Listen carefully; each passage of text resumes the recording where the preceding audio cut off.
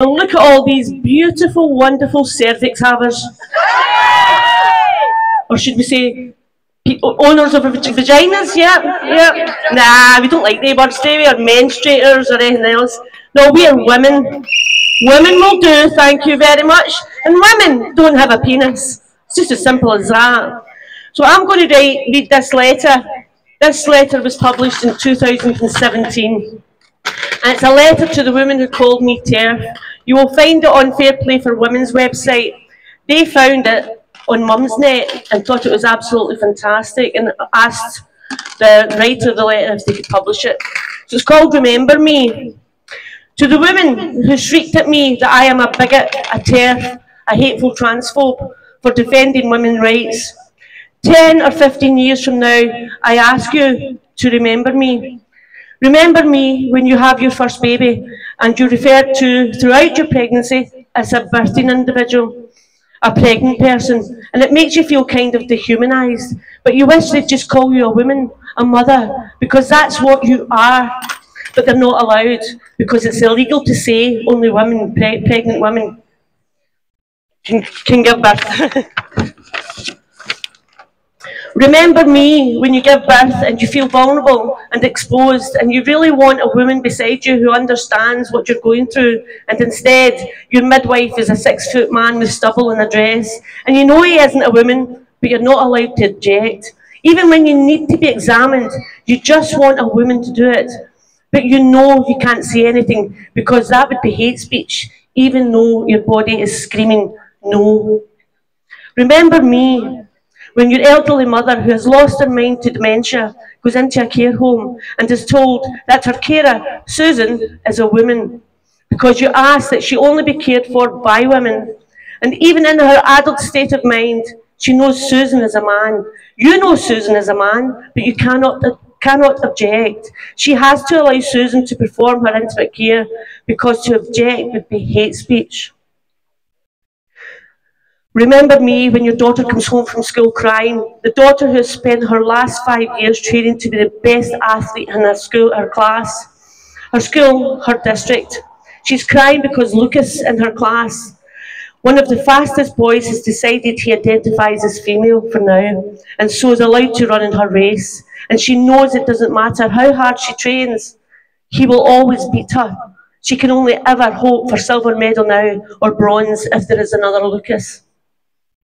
Remember me when you go into a toilet late at night, perhaps in a bar, and no one else is around, and a guy walks in, and he has a beard, and he's wearing jeans and a t-shirt, and the way he looks at you seems off, and you feel afraid and unsettled, worried he might hurt you, but you can't challenge him, because if you do, he'll say he's a woman, and has much right as you to be in this toilet, a place where many years ago you might have come to feel safe. Remember me when you go for a promotion for a board position at work that's designated for a woman. You've put in hours, you've worked so hard, you know you deserve it. The position goes to Lola, who until last year was a 50-year-old man. Lola will never do anything inconvenient like having time off for babies or to deal with any health issues that you, a woman, may face, like endometriosis, breast cancer, PND. Lola is a woman, just like you. And your company are happy that they have fulfilled their quota of women members on the board. Remember me when you read the news that crime statistics for women committing rape and murder are on the increase, and now every woman carry out a much higher number of rapes and murders than they did when you were a teenager or a young woman. And you know that these women are men, and the statistics are wrong, but to challenge this would be hate speech. Remember me too when these women rapists are locked up with vulnerable women in female prisons and cannot escape, because to challenge the presence of women rapists with penises in prison with them would be hate speech. Remember me when your son comes home from school and says that he's learned at school that you can change sex, and that some girls have penises and some boys have vaginas, and that his teacher said that because he likes playing with girls and dolls, that he maybe really is a girl in the wrong body. And you think, no, you're just my wonderful, unique son, and you were born in your own body. Remember me a few months down the line when the teacher calls you in and says she's concerned that you're not validating your son's identity. and that she's noticed you are still referring to him by the name you so carefully chose for him when he was born, and calling him a boy when he's actually a girl, and that she doesn't want to involve social services, but she's worried she might have to if you continue to misgender your son and deny his real identity. And you know that she will, because it's happened before in a school near you, and you're afraid. In this brave new world you helped to create, look around you for your trans activist friends, your left and male allies, and the ones you stood beside and yelled TERF, transphobe bigot with. You shouting the loudest because you wanted to show what a good ally you were, how inclusive, how progressive. Where are they now? Where they always are, benefiting from the patriarchy, enjoying a new improved version of what you helped them to build by crushing the resistance from the women who spoke up for their rights.